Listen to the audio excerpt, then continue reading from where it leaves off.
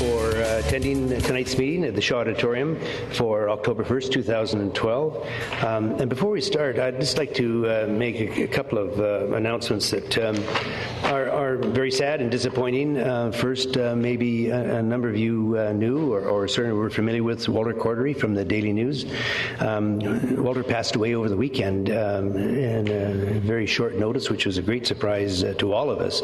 A very respected reporter for the Daily News. He covered the beat for years and years, and a very fair and balanced reporter, and he certainly will be missed. And on behalf of Council, I want to pass our condolences on to his family. And the other one that to me is perhaps in some respects more shocking, because all of Council, Mayor and Council, was in Victoria for UBCM last week, Union of British Columbia Municipalities, and we had a conversation with Glenn Wong, and I think Councillor Kipp and myself and others may have I talked to him on Thursday evening or maybe Friday morning, and remember that it adjourned at 12 noon on Friday, and late today we got a notice that Chairperson Glenn Wong of the Alberni-Claycott Regional District also passed away. Really great man and did a lot for his community on the West Coast, and he was a good person to work with, and I know his community will be very disappointed, and our condolences again goes out to his family as well. I'd like to call the meeting to order, and the acting mayor will be Councillor Brennan, and if we could start off by having an introduction of the late items. Ms. Kane. Thank you, Your Worship. We're deleting item 5A, which is a presentation from Mr. Sasha Angus. We're adding item 7A, which is a report regarding the DNBIA grant advance for the Terminal Corridor Environmental Study. We're adding a delegation to item 8F from Mr. Fred Taylor regarding licensing and control of animals, Amendment Bylaw 2012, number 4923.09. We're deleting item 1 and 3 from item 8N, which is the property maintenance report for properties at 2625 Labio Road and 3150 Granite Park Road. We are adding item 11E under bylaws for Development Services Department Fees and Charges Amendment Bylaw 2012 number 7016.03 for adoption. As well, I believe Councillor Patchy has a late item. Thank you, Worship. I should like to move that we receive David Carter of the Protection Island Neighbourhood Association as a late delegation. Moved and seconded. Any discussion? All those in favour? Opposed? Motion carries.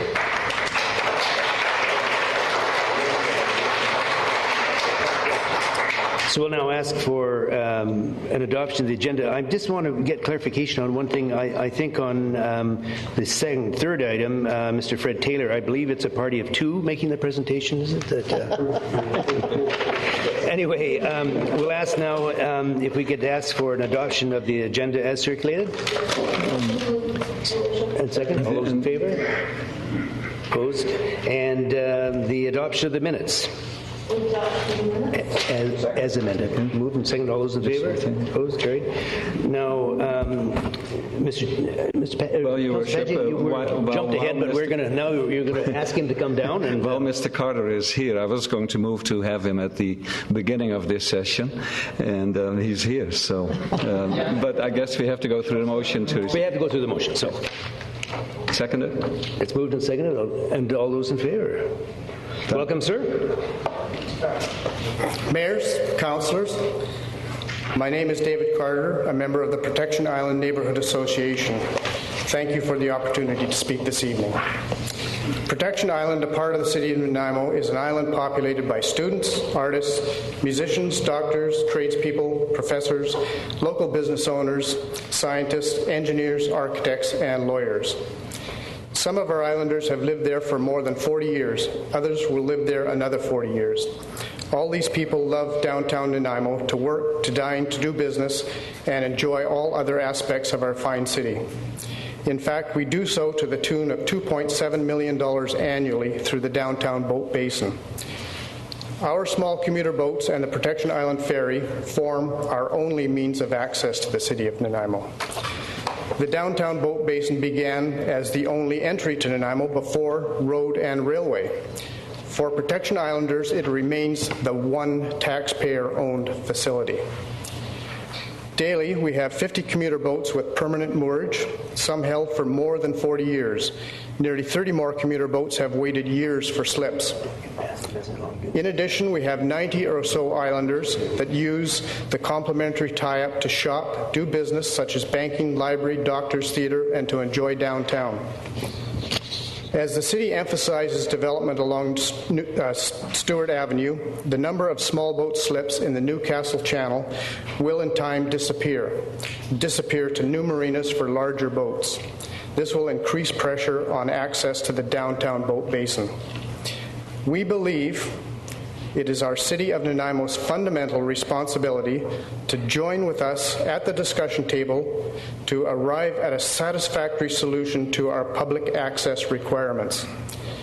We do know, through conversations with Grant Rogers, Chief Executive Officer of the Marker Group, that they also believe we need to bring the city to our side in negotiations for these amenities. I cannot stress strongly enough how imperiled Protection Islanders feel by the current developments and the lack of response by the city. Access through a private developer is not public access, and so will result in long-term devaluation of our properties and our very lifestyles.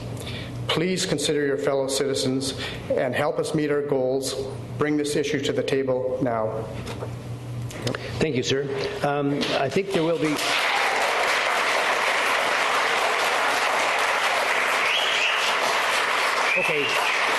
Okay, we're not going to lose the control of the meeting, so if you could just keep it respectful, we'd appreciate it. I just want to say, sir, thank you for coming. Thank you for your presentation.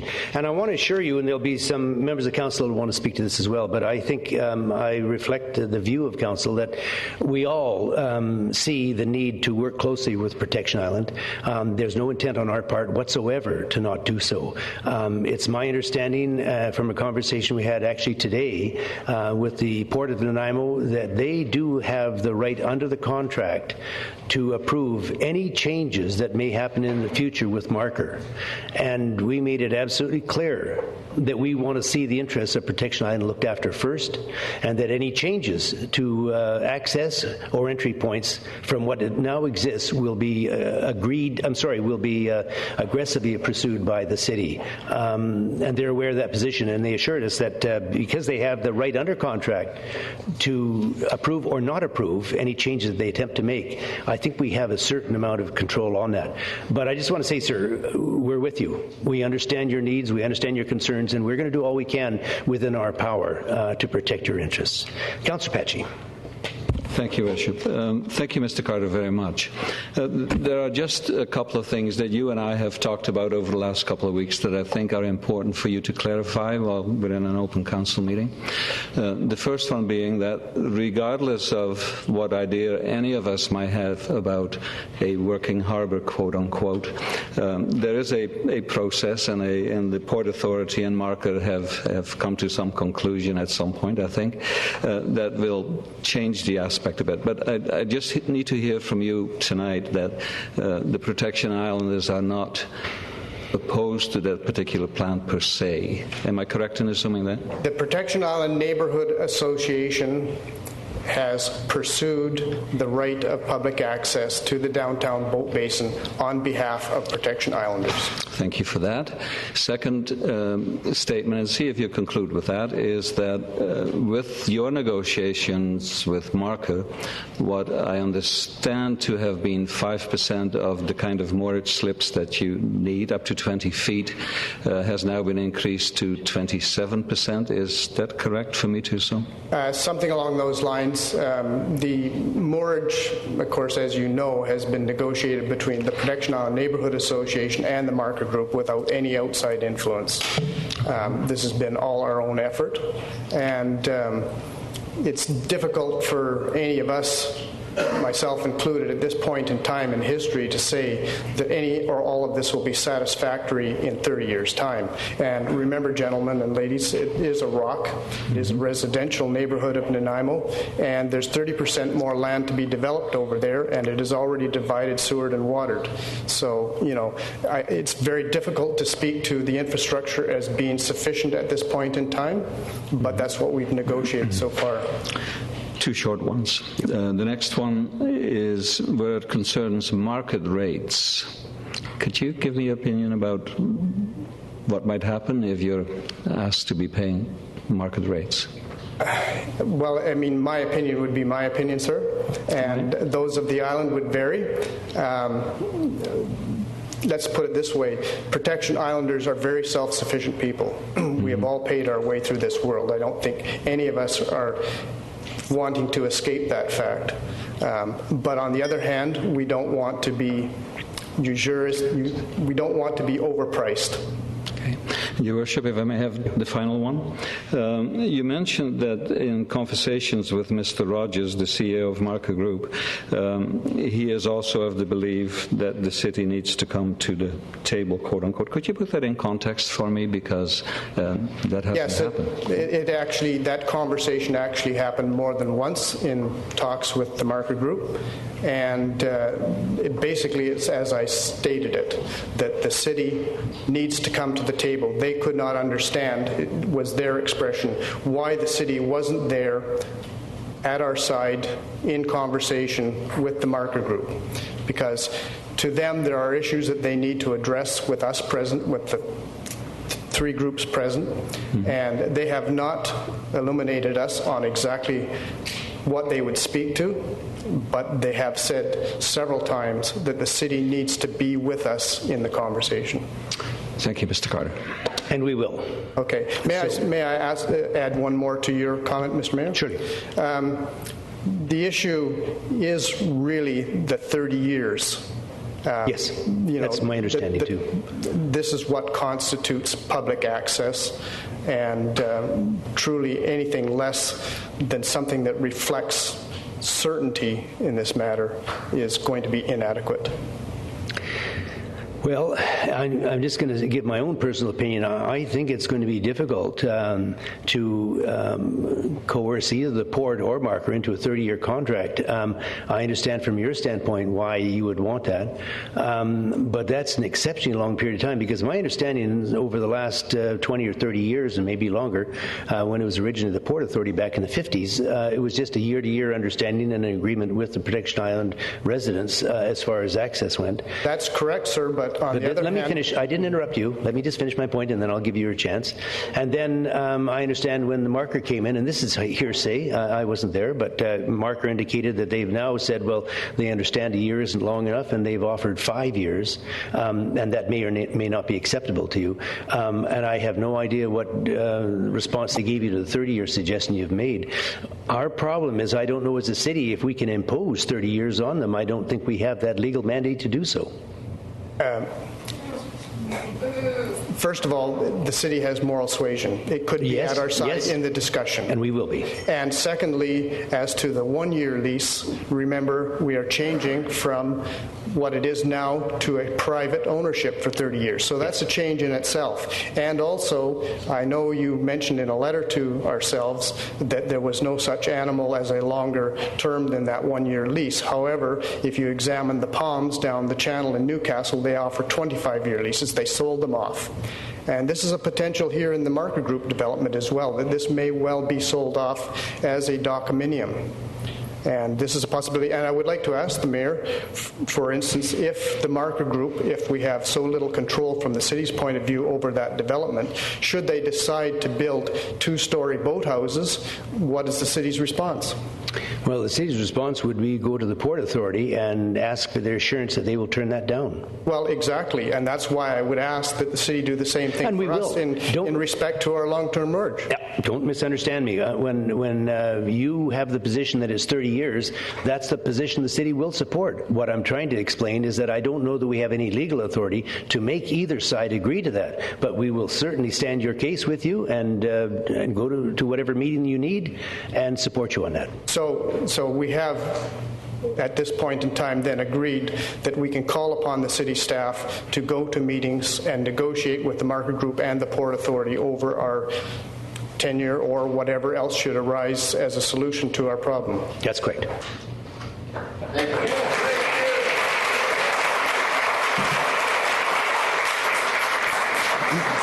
Don't leave. We have, unless you have some other questions, we have some councillors who want to be heard from. Councillor Bestwick.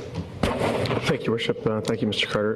Point of order, not to stop Mr. Bestwick, Councillor Bestwick, but I just wanted to say I don't think that we gave direction to staff to do what Mr. Carter just said. So if that is what council is going to be doing, I think that it needs to be in the form of a motion. Okay, well, we'll do that. Follow up with the motion. Councillor Bestwick, and then you can make the motion. Thank you, Your Worship. This question is for staff as it relates to dialogue that just took place. Sorry, I can't hear you, sir. I'm sorry. This question is directed to staff through the chair based on the conversation that just took place. So my question to staff is, I heard that we are scheduled to have a meeting that we will be with the Protection Island Association and the Marker Group. Has that meeting been scheduled? I'm not aware of that meeting until I heard the mayor just now. And if I may, is there a committee, or would that be a council and mayor representation, or would it be staff? That will be up to council. We have received no direction on that. Thank you. We haven't got a motion yet, but possibly when Councillor Anderson makes the motion, he might include some of those items. Councillor Anderson. Yeah, you can if you want to push your little button there. That makes it even easier. Okay, and is there a seconder? All those in favor of receiving the delegation? And I think at that point, sir, we'll thank you for that and carry on, and I think there'll be a motion forthcoming. Okay, I believe. Shall we wait for that motion here?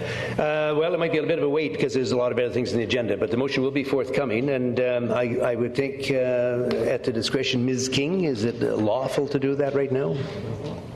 A motion would be in order if someone wishes to Councillor pose it. Anderson, up to the microphone. On a point of order, of course. I don't know what you're asking me to do, so... Oh, I believe you wanted to make a motion or suggest there should be a motion made. No, what I said was that Are you prepared to make the motion?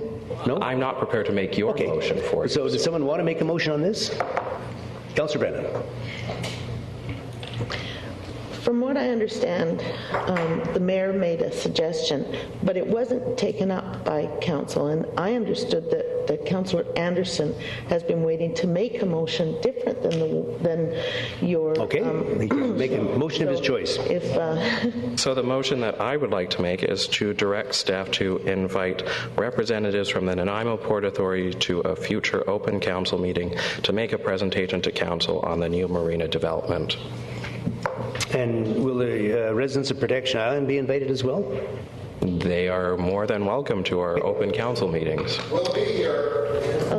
I'll second that motion. Moved and seconded. Discussion on that. Councillor Brett. Well, may I speak to the motion? The reason that I'm making this motion, and thank you, Mr. Chair, is because I spent time on at Protection Island meeting with the residents, and through the conversations that I've had with them, they continue to believe that the city isn't there to support them. And even this evening, I wasn't planning to support the motion to even let them speak. But I think that it's important that we do what we can to show them the support that they've really been they feel have been lacking from City Council. So since this has been a really big debate in the public, I think it's important that the Nanaimo Port Authority does come to Council to let the public know as to what is happening with this new marina development.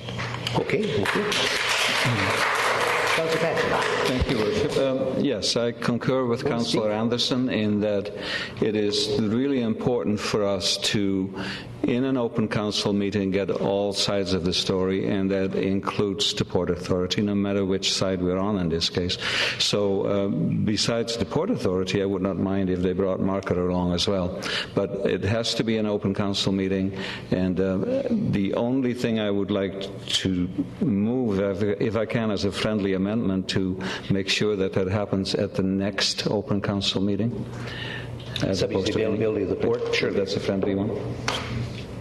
Okay, Councillor Brennan. Is that another motion you're making? Yes. Okay. I'm supporting this motion, but in particular, what I want from the Port Authority is I want them to explain their plan. I want them to advise council on what their community consultation has been to date, what community consultation they plan to have in the future, and I want them to explain to us how they plan to protect and advance the public interest in their plan, and it's not simply limited. On point of order, are you going to add that into the motion? Because the way the motion is reading, we're just inviting them. Are you going to add those as point? I had, Because I think we have to do that. I had expected that. That's the kind of presentation I want to see. I don't want to see them come and just show us pictures. I want to know what consultation have you done, what more do you plan to do, how do you plan on protecting and advancing the public interest, and that wouldn't be limited just simply to Protection Islanders, but of course it would include them. So.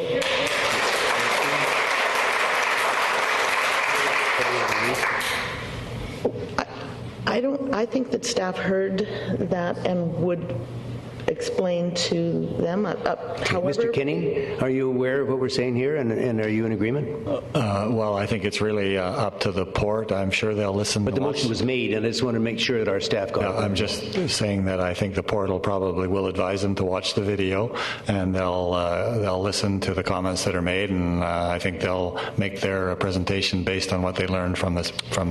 Good, thank you. And Your Worship, should they come unprepared to answer those questions, then I would ask at that time that they come back and answer those questions, give some thought to those questions, and come back with the answers if they're not prepared at that time to do it. Okay, good point. Councillor Kipp.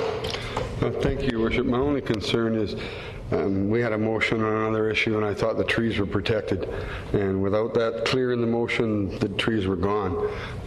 This is an interesting one. I totally protect our historic marine uses along our foreshore.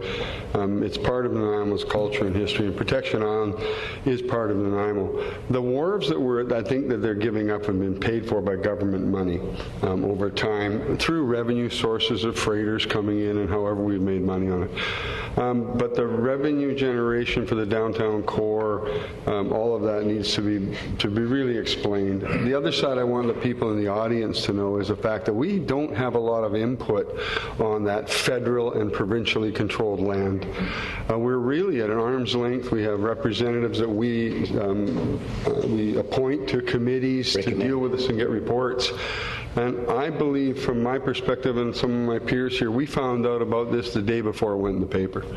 And I believe we do willingly want to work with Protection Island to protect your access to downtown Nanaimo, your ability to go back and forth to work, live, play in Nanaimo. And I believe that's a consensus from our council that we want to work strongly to protect that.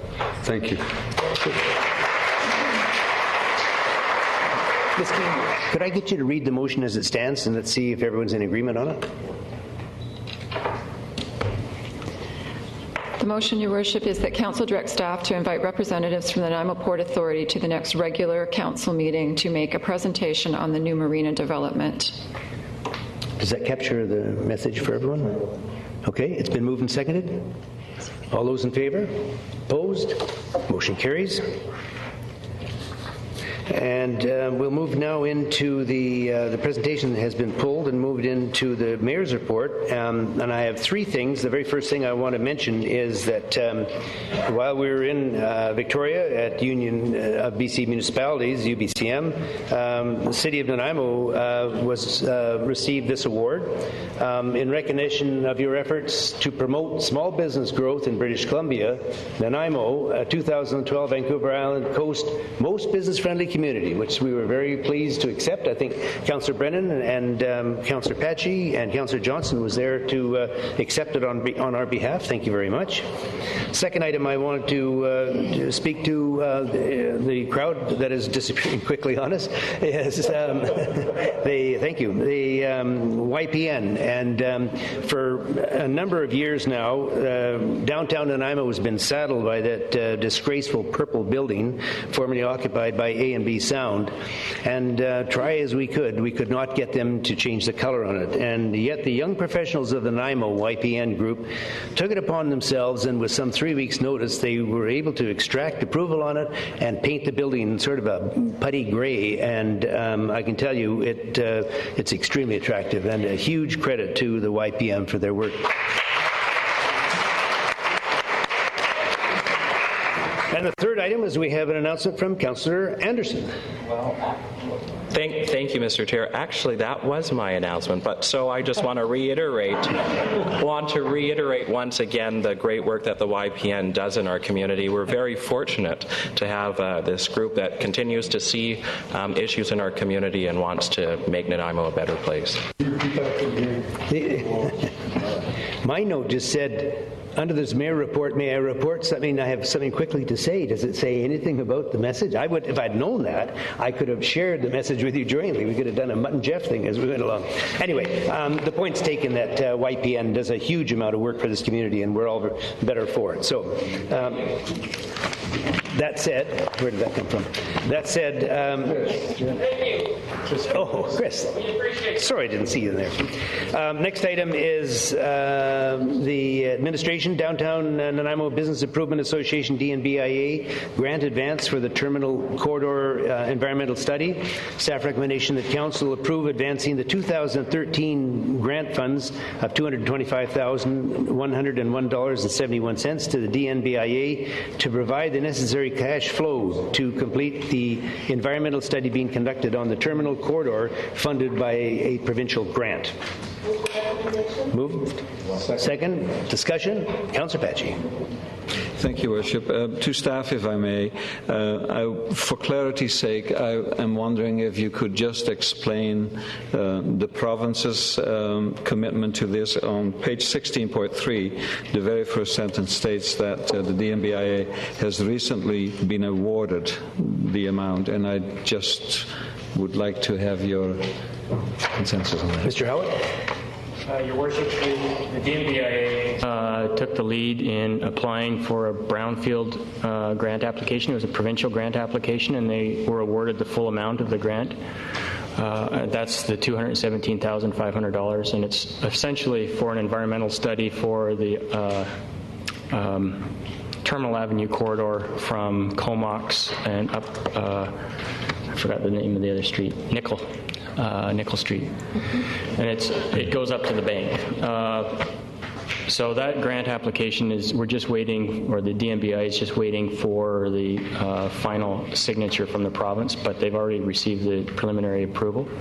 And then once they've received that final signature, they'll proceed with the project. But you mentioned the brownfields? It's a brownfield grant application. Yes. Okay, but is it not something different they're trying to do on Terminal Avenue? Is it not? No, it's under the brownfield program. To start with? Correct. Followed by the other. Okay. May I have a follow-up? Yes, you can. Sure. Could staff also explain then the difference in amount? The NBIA was asking for $217,500, and the staff recommendation is for $225,101.71. Your Worship, the funds that the DNBIA requested was $217,500. The final year of their contract with the city, or the bylaw that the city adopted establishing the DNBIA, provided for a grant in 2013 for the $225,000. And so in authoring the report, because the difference was so close, I thought it would just be simpler, because we were suggesting or recommending to council that we advance the the city's grant to the DNBIA, that we just kept it to the exact amount of the grant for 2013, just to keep it simple. Thank you. Councillor, Thank you, Worship. Just questions to staff. If I understand correctly, the provincial government has approved this project in principle, just awaiting a signature for the amount as identified at $217,000. And once the signature is provided, then those monies would be released. Is that fair to assume? Your Worship, there's two steps in provincial grant program, or the processing of a grant. They advise us by a letter that you've been awarded the grant, and then they advance a contract to us. So in this particular case, they advanced the contract to the DMBIA for their signature. The DMBIA signed it and then forwarded it on to the province. Now the province then in turn signs the contract as well, executes the contract and returns it to the DMBIA. So that part of the process hasn't been finalized. The province hasn't returned the contract yet to the DMBIA. Then once the contract is returned, then I would understand that would be a trigger to release the monies from the government, or is that supposed to be covered up front and by the city, and then once those monies are released, we're reimbursed? Once the contract's executed, it'll give the DMBIA the certainty to proceed with the project, knowing that if they fulfill the requirements of the project, they'll be provided the funds by the province. So the province is asking the DMBIA to complete the project, finish the study, and then they'll be awarded the grant funds. But the contract will essentially stipulate that if you do the work that you've identified in your grant proposal, then we'll advance you those funds. That's essentially what the contract says. Okay, and then just to follow up, Your Worship, so it indicates in the letter of September the 5th from the DNBIA that this is to develop strategies to facilitate future remediation efforts. Are the future remediation efforts beyond the brownfields, or the brownfields that are on Terminal Nickel as we know it? No, Your Worship, the grant proposal is specifically to do a study on the area that's been identified. And what it does is it's trying to provide a good picture for the province so they can later request from the province for relaxation on some of the contaminated soils regulations that apply to all properties throughout the province. There's some unique qualities to that particular site that merit relaxation of those regulations. But until they do this study and have the empirical data that they can provide to the province, they can't make that request. So they get the study done, then they'll make the request to the province to relax essentially the cleanup levels on those sites, which makes it easier for people to redevelop the properties. And last question, Your Worship. Is there a sense of urgency that we commence this before the contract is executed if we're dealing with our partner in Victoria? Yes, the province has stipulated a date that it had to be completed by, and I believe it was March 31st. Of 2013. 13, yes. And we're forecasts are projected to complete the project by January 2013. Correct. So is it reasonable to assume that over the course of the next 2 months, if we extended this by 2 months, that we would still fit within the criteria of completing the project by March, and the contract assumedly would be executed by that time? Your Worship, I can't answer that question. The project's being managed by the professional or the Planning, Development, and Design Committee of the DMBIA, and they're managing the project and the timeline to try and get this completed. But Your Worship, if Councillor Bestwick is asking if we could delay this 2 months, was that what you're asking, Councillor Bestwick? Because we're actually bringing it forward as a late item today because we feel there's a sense of urgency because the DNBIA needs to get this moving to meet these timelines. So we're actually bringing it forward on an urgent basis so that Council can deal with it now. Thank you. Okay, Councillor Kipp. Thank you. One of my questions was that we haven't seen this letter before today, I don't believe. I haven't. Your Worship, that's correct. This is a late item that was added to the agenda today. Yeah, but the September 5th to October 1st to get here doesn't seem urgent from my perspective. I've had my concerns with the DNBIA over the last little while through some of my correspondence. And this coming at me this quick tonight with an urgency is a bit much. I understand it's advancing the money. And then once it's advanced to them, they won't get any money from us next year. But what happens to the grant money then? It goes back into their coffers. They've applied for it, so we've maximized the potential on next year's funding this year. Is that correct? Yeah, Your Worship. There's no new money being provided to the DNBIA here. All we're doing is moving their funding forward so they can use the cash flow while they wait for the government to reimburse them for this study. So there's no new money, but it does mean that you're absolutely committed to funding the BIA through 2013, which we believe that the Council would intend to do anyway. We actually had to do quite a bit of review to actually figure out a way that we could assist the DNBIA, because certainly from staff, we believe this is an important priority, an important thing to do, and given the fact that they're on such a tight cash flow, they couldn't do it without assistance. And so we had to think pretty hard about a way we could do it without contravening any of our requirements, and we thought this was an elegant solution. No new money, just move their money ahead a bit so that it can proceed. Follow up, Your Worship. Does their funding run from June to June every year? And if so, when their contract ends in June 2013, would that be for the whole year we would be paying them? There's a bit of a confusion about that, and I spoke about that a bit earlier. We believe the intent of the bylaw is to provide funding for all of 2013. There is a statement in the bylaw that actually says that the bylaw ends on June 30th, which we're not quite sure the significance of that, because we think in another section we're committed to funding it through 2013, and I think it only makes sense because it was intended as a 5-year bylaw and 2013 is the 5th year. So we do have that inconsistency in the bylaw, which I can't explain. Councillor Johnston. Thank you, Your Worship. Through you to staff, if I may. This is a fairly significant environmental grant, and I think kudos to the DNBIA and our staff liaison person for looking forward in applying for this grant. And my question is there any other municipality that has received a grant of this significance? This is a study that we, as a municipality, have been wanting to undertake for some time, and to have it fully funded by the province is exceptionally good. So thank you for that.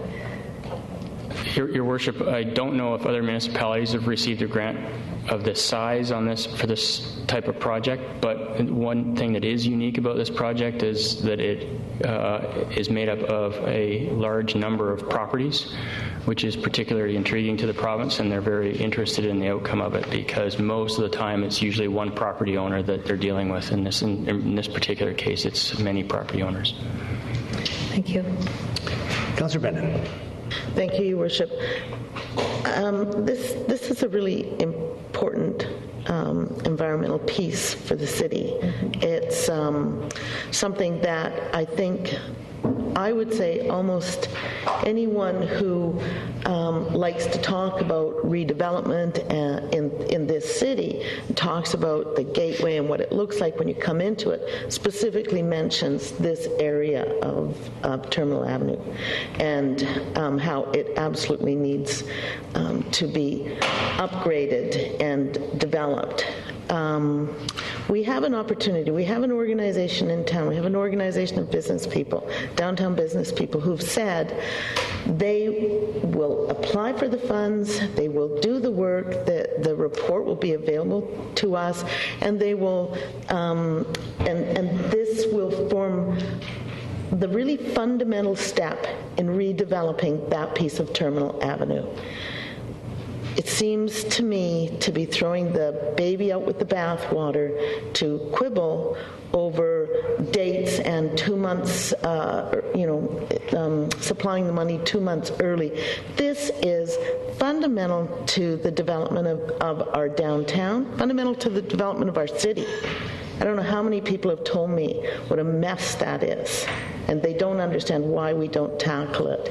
We've been urged by business people downtown, tackle this, get going on this, get to work. We have an organization of business people who are willing to do it on our behalf. I don't think we should be quibbling over 2 months. Plus the provincial grant that might make it all worthwhile even more. Councillor Kipp. Well, yeah, question through the staff. Who owns that road and the repair and maintenance of that roadway? That's a provincial highway managed by the Ministry of Transportation and Infrastructure. And for most of my life, they've let it sit there, and they're going to give us now $250,000 for it, and I appreciate that. I'd love to see that closed off, one lane in each direction and parking on both sides, and I think that would develop far better. And I totally think the brownfield redevelopment is huge. That's not my point. I attended the brownfield workshops every chance I get over the last 10 years. I've gone to them. It's just, for me, is how quickly this came up, and that I didn't know about it, and I lacked the information. And quibbling over a couple of months, $60,000 to me sometimes, it just seems that it could have come so much quicker. Does it take 2 days or 5 days to read it? Where our last meeting was on the 10th, and it took 5 days to read it or 30 days to get here, and that's more my problem, not the actual funding. The group does a good job on some of the stuff. I'm wondering why the DNBIE is even doing that study. They were doing a boat basin study, and then it's a private boat basin, and there's all sorts of stuff that's going on, and it's overlap, and I'm wondering whose job that was. Okay, well, we need to speak to the motion, though, that which is right before us. So let's get on. Anyone else want to speak on this? And if not, we'll call the question. All those in favor? Opposed? Councillor Kipp opposed. Balance of council in favor. The motion passes. Item 8, Community Safety and Development. Business License Amendment Bylaw 2012 number 5351.08. Proposed amendment to increase the maximum penalty for bylaw violation. Staff recommendation that council direct staff to amend section 16.1 of the Business License Bylaw 1998 number 5351 to reflect a fine of not more than $10,000 from the current maximum fine of $2,000 for an offence committed that is liable on summary conviction to a fine in accordance with the Offence Act. Moved. A second. I see no discussion. All those in favor? Opposed? Motion carries. Item 8B, 2013 engine purchase. Staff recommendation that council direct staff to 1. Order the second Type 1 fire engine under contract with WFR Wholesale and Fire and Rescue Limited of Calgary, Alberta, for a purchase price of $616,785 US, which converts to, at least at the present time, to $6,006,902 Canadian dollars, based on a 101 rate. 2, purchase US dollars in order to facilitate the prepayment savings option. And 3, purchase related equipment separately from the Capital Reserve in 2013 with a delivery of the fire engine at a price of $50,000 Canadian. Do you want to move 1, 2, and 3 and second? Discussion? I see none. All those in favor? Opposed? Motion carries. Moving into C, Great British Columbia Shakeout Drill on 2012, October 18. Staff recommendation that council support the 3rd annual Great British Columbia Shakeout Drill on 2012, October 18 at 10:18 a.m. as outlined in the staff report. So moved and seconded. All those in favor? Opposed? Motion carries. I just might mention that I think it was the year before last when we were demonstrating this with the help of the fire safety people. Former KZB's watching, you'll kill me. Councillor Sherry and I had to crawl under a table together. It was a sight you don't want to see repeated. Item D, Heritage Building Property Tax Exemption, 321 Selby Street. Staff recommendation that council receive the report regarding Heritage Building Property Tax Exemption Bylaw 321 Selby Street, 2012, number 7153. Period. That's it. So, someone would like to move? Your Worship? Yes, you're on. Sorry, Councillor Greaves. I'm in conflict of interest on this one. Okay. I'm on the ICF board.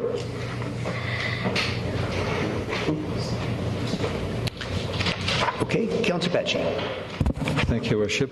To staff, if I may, I think this would be an appropriate time for staff to explain the two exemptions that this building is getting. There was a permissive tax exemption on a portion of this building at an earlier time.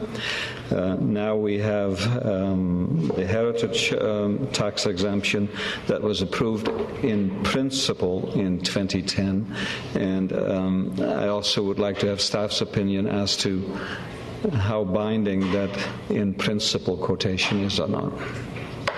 Well, I'll start with the last part, which is the in principle approval, and then the bylaws that are before you now. So it's my opinion that the investors and the owners made business decisions based on the approvals in principle that were granted a year or so ago, and that it would be an act of bad faith and put them in a very difficult position if council didn't follow through. I'll have Mr. Clemens, the Director of Finance, speak to the issue of the difference between this exemption and the PTE. Mr. Clemens, you're on. You're off. So, yes, thank you. Now you're on. Now I'm on. So in 2010, this property received agreement in principle to provide them with a heritage tax exemption, but until the work was done to make it a heritage building and to do the work on it, they wouldn't have been eligible for the heritage portion of the exemption. So in the interim, the Grants Advisory Committee made a recommendation that the building receive a permissive tax exemption. And there's actually about 3 or 4 ways under the community charter that exemptions can be given. Under the permissive tax exemption, the way that the rules work is that the part of the building that was used for charitable purposes was exempt, but the portion of the building that was used for commercial purposes was not exempt, and they paid property taxes on that to the tune of, I think, about $5,000 or $6,000 a year. So that permissive tax exemption took place during 2011 and 2012. So during that period of time, the portion of the building that was used was not being used for commercial purposes was exempt. Any portion used for commercial purposes, which was quite small, was paying taxes.